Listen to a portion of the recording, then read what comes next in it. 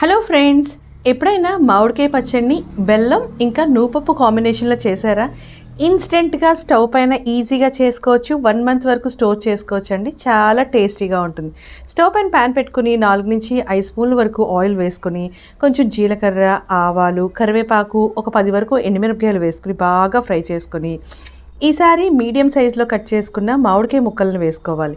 దీంట్లోకి రుచికి సరిపడే అంత ఉప్పు, పసుపు వేసుకుని మూత పెట్టుకుంటూ ముక్క మెత్తగా అయ్యేంత వరకు మగ్గించుకోవాలి. ఈసారి ఇంకొక ప్యాన్ పెట్టుకొని కొంచెం వాటర్ వేసుకుని బెల్లాన్ని కరిగించుకొని ఈ పాకాన్ని ఒక పక్కన పెట్టేసుకోండి. ముక్క మెత్తపడేంత వరకు మధ్య మధ్యలో మూత పెట్టుకుంటూ కుక్ చేసుకోవాలండి. దగ్గరకు అయిన తర్వాత పాకాన్ని కూడా దీంట్లో వేసుకొని బాగా దగ్గరకు అయ్యేంత వరకు కుక్ చేసుకోవాలి.